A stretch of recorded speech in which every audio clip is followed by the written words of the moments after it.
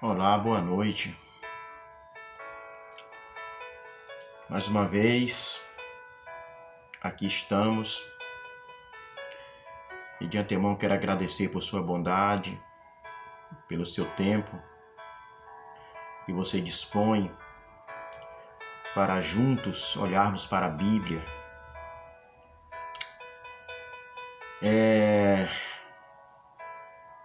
Que coisa boa você olhar para a palavra de Deus e você ficar boquiaberto com o que ela fala, com o que ela ensina. No mundo onde tantas pessoas distorcem a Bíblia, no mundo onde tantas pessoas dão conotações diferentes para versículos que eles induzem a dizer aquilo que eles querem que digam. No mundo onde a Bíblia é usada para tudo, para enriquecimento ilícito, para mentir, para tirar de quem não tem, para amaldiçoar, para matar, para fazer seguidores, para roubar a glória do Deus eterno. No mundo onde a Bíblia é usada para tantos fins ilícitos, tanta glória própria, para construir impérios, para fazer uns terem de mais e tantos terem de menos.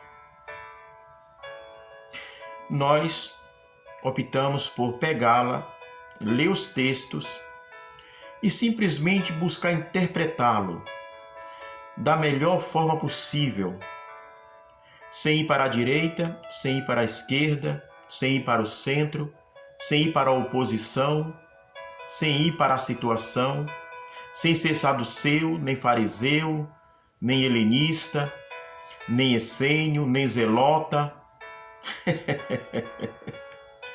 Apenas abrir ela, ler e buscar da melhor forma possível uma explicação para o texto lido.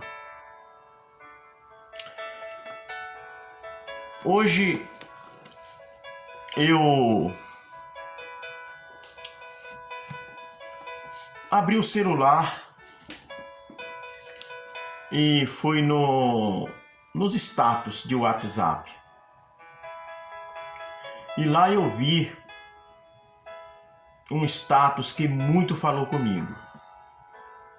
As pessoas colocam mensagens no status de WhatsApp ou mandam mensagens e mandam por motivo de um passatempo, por um motivo de cordialidade, por amizades, né? E às vezes não sabem que algumas mensagens falam muito, profundamente com algumas pessoas.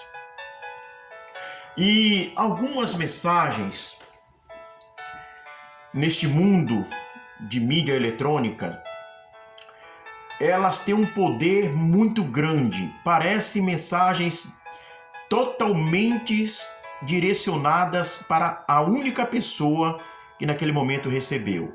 Quando tantos a recebem, parece que tem alguém que foi feito para ela.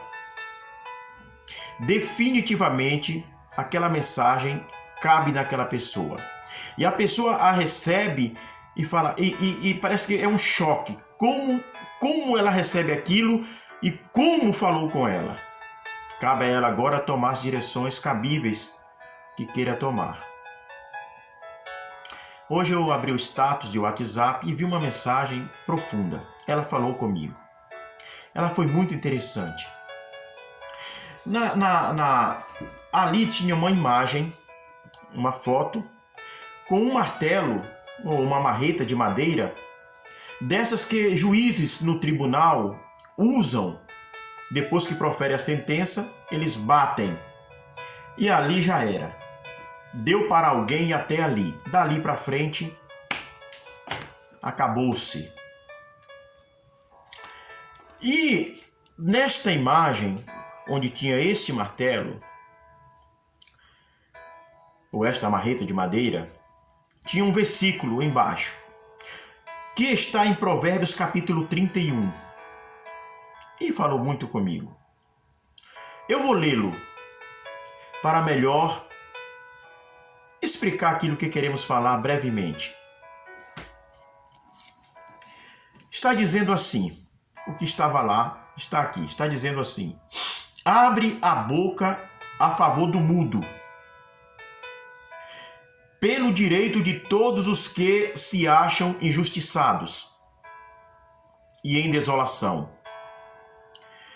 Abre a boca, julga retamente, e faz justiça aos pobres e aos desamparados, aos que se acham em necessidades. Quem está falando isso? Quem está falando isso é uma mulher. Uma mulher quem está falando isso. É um conselho que uma mãe, uma mulher e mãe, está dando ao seu filho. E esse filho é um rei. A mulher não é descrito o seu nome, mas o homem é, o filho é, o rei é. E o seu nome é Lemuel.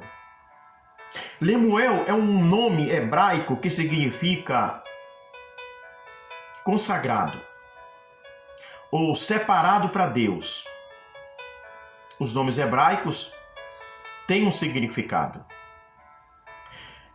No capítulo 30 do livro de Provérbios e no capítulo 31, nos é apresentado 5 personagens, 5 nomes de homens que nunca antes ouvimos falar na Bíblia.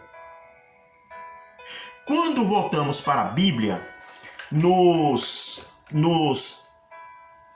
38 livros, com Provérbios 39, ou em outras Bíblias que tem 43, 44 livros, no Antigo Testamento, nós não vimos em canto algum, em momento algum, o nome desses 5 personagens. Mas em capítulo 30 e 31 de Provérbios, eis ali aqueles 5 homens. Quem são eles? Um é Agur, outro é Itiel, outro Ucal, outro Lemuel e outro é Jaque. São esses 5. Jaque, Ucal, Itiel, Agur e Lemuel. O homem que recebe esse conselho é um rei. Diz os estudiosos que Lemuel era o rei de Massar. Massar era um clã árabe, era um povo árabe. Era uma região da Arábia que tinha um povo chamado Massitas. Quem eram eles?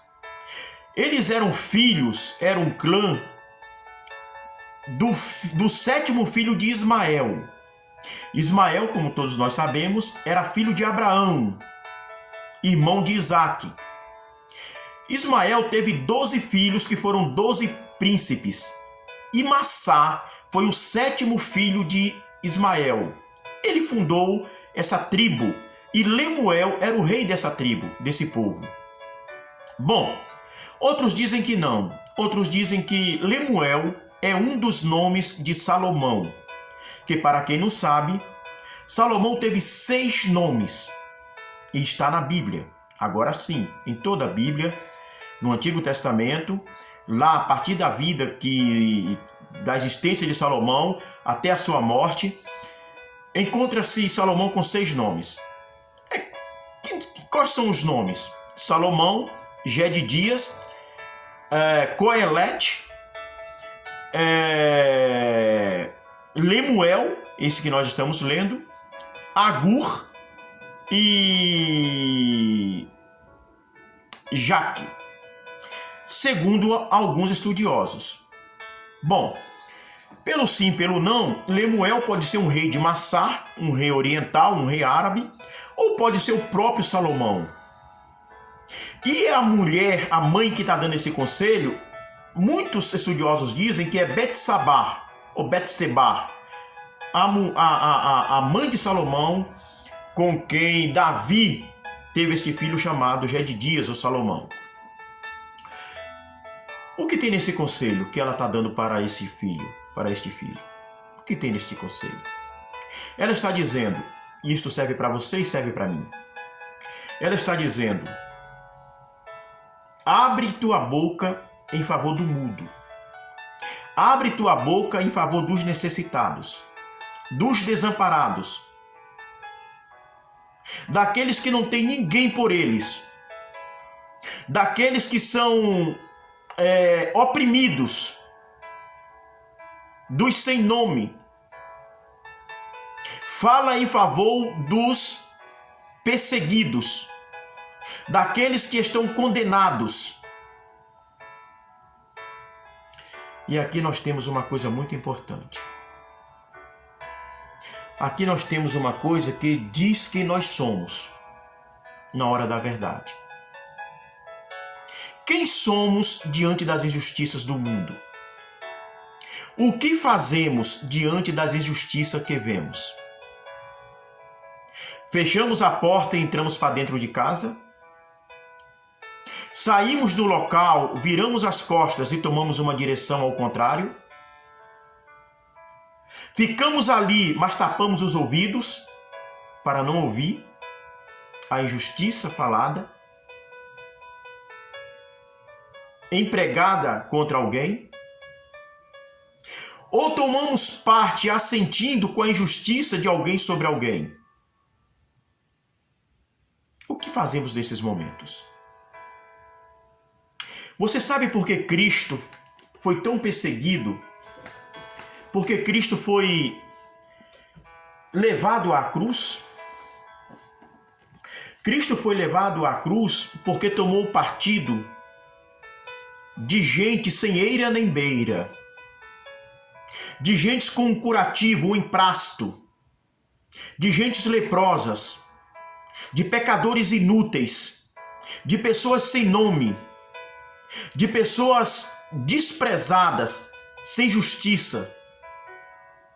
Cristo tomou partido não dos zelotas, não dos essênios, não dos saduceus, não dos fariseus, não dos herodianos. Cristo não tomou partido de nenhum partido, nem da direita, nem da esquerda, nem do centro, nem da situação. Cristo não tomou partido do centro. Cristo tomou um partido lógico. Está bem claro o partido que ele tomou. O partido daqueles que não tinham nome, daqueles que eram injustiçados, daqueles que ninguém dava nada. Este eram aqueles pelos quais Cristo tomou partido e por isto ele foi morto. Você pode dizer, Cristo foi morto porque ele disse que era Deus e não gostaram. Cristo foi morto porque ele se fez rei, disse que era o rei. Você pode até dizer que Cristo foi morto porque disse que perdoava pecados. Que Cristo disse que se destruíssem o templo, um templo que foi construído em 46 anos, ele reconstruiria em 3 dias. Isso tudo vale. Mas exatamente a história nos mostra, nos 4 evangelhos, que Cristo foi morto porque ele tomou o partido de quem não tinha partido, de quem não era ninguém. Pescadores, coletores de impostos, gente odiadas, pecadores públicos, gente que ninguém dava nada por elas. Ele se aliou aos pequenos, ele se aliou aos indigentes, ele estava mais bem, se sentia melhor, junto com pecadores, comendo e bebendo, do que na casa de um justo, de um santo. Isso está claro lá em Zaqueu, quando ele entra em Jericó. Disseram: como este vai se hospedar na casa de um publicano, de um pecador, que nem Zaqueu?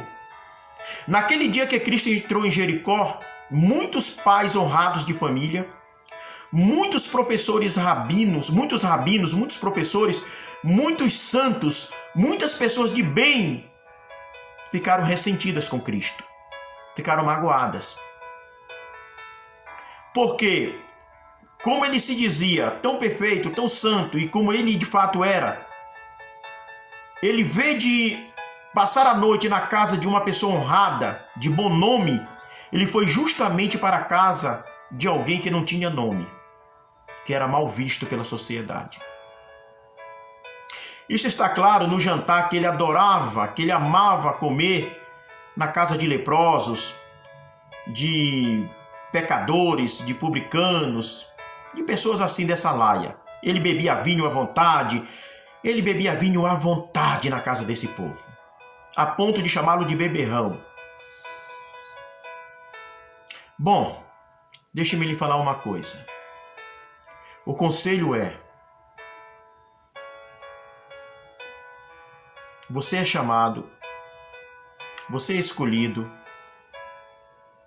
para abrir a boca, para falar em prol daqueles que não sabem falar, que não sabem se defender. Ainda que você fique sem o paletó, sem a gravata, ainda que você não se ache mais inscrito no hall querido de membros, ainda que não tenha mais oportunidades, ainda que você seja banido para a última cadeira da última fila, ainda que você seja olhado de soslaio, ainda que você não seja mais contado entre os prediletos, os favoritos, os de primeira classe, com aqueles que têm assento em lugares especiais, uma coisa é certa: você terá assento ao lado de Deus. Você viverá ao lado de Deus. Você será querido por Deus. Você será amado. Porque não adianta, de hipótese alguma, ter um bom nome, um excelente nome, ser bem visto pela cúria, por todos que estão ali, que lhe olham com bons olhos, porque você coaduna, porque você assina embaixo, porque você não fala em prol dos necessitados, dos desamparados, dos injustiçados, dos perseguidos, dos mal vistos, dos que não têm nada. Então, porque você assente com tudo, e você tem sua posição, e será sempre o queridinho, a queridinha, saiba de uma coisa, que é muito ruim não ser querido por Deus, não ser bem visto por Deus, não ser amado por Deus, e preferir ter um galardão, uma coroa, um nome entre os homens da terra, que infelizmente não querem ouvir o conselho da mãe do rei Lemuel: abrir a boca em prol daqueles que não sabem falar, não sabem se defender. E vou dizer algo: para você defender alguém, para você se arriscar por alguém, perder seu nome por alguém, para você defender humildes, pobres, necessitados, gente sem eira nem beira, não é preciso ser formado, não é preciso ter um diploma, não é preciso você ter cursado universidades, faculdades, cursos superiores, não é preciso. Pedro não tinha isso, Estevão não tinha isto, Barnabé não tinha isto. Acho que só Paulo e Apolo O restante não se tem menção de que eram pessoas ilustres, gabaritadas nas letras e em cursos e etc e tal. Eu vou dizer, Cristo chama a mim e chama você para defender aqueles que ele um dia defendeu, para estar ao lado daqueles que ele um dia esteve ao lado. Não importa se vão falar mal de você pelas costas ou pela frente, que vão rejeitar você, não importa. Importa é que Cristo, que Deus não lhe rejeita, não vai lhe rejeitar. Não vai de maneira nenhuma dizer que você está errado. Ainda que você passe a não ser mais bem visto por eles, você será bem visto por Deus. Abre a boca. Fala em prol daqueles que estão sendo condenados, que receberam a sentença, que foram jogados para a esquerda, para o canto, que foram jogados para o último banco. Na minha época, quando era jovem, a igreja punia com disciplina. 90 dias, 6 meses, 1 ano, 2 anos, no banco sentado, por coisas banais, simples. A igreja naquele tempo pensou, achava que estava me ensinando. Foi um ledo engano. A gente cresce e descobre que eram doutrinas capciosas de homens egoístas que, infelizmente, não sabiam olhar para a Bíblia e defender quem não sabia se defender. E assim muitas pessoas morreram no meu tempo. Muitos não suportavam o castigo. É triste lembrar dessas coisas. Minha amada irmã, meu amado irmão, o tempo passa e você aprende que em 31, verso 8 do livro de Provérbios, um rei recebe conselho para olhar por aqueles que não são nada e nem ninguém. É uma mãe, é uma mulher que está dando esse conselho. Vamos pegar esse conselho para nós. Cristo seguiu esse conselho na linha. Cristo seguiu este conselho. Tantos apóstolos seguiram este conselho. E nós queremos seguir também. E na história da igreja, muitos seguiram este conselho. Esta é a mensagem. Que o Senhor Deus te abençoe. Por favor, deixe seu like, aperte o sininho, se inscreva, nos ajude. Muito obrigado. Boa noite.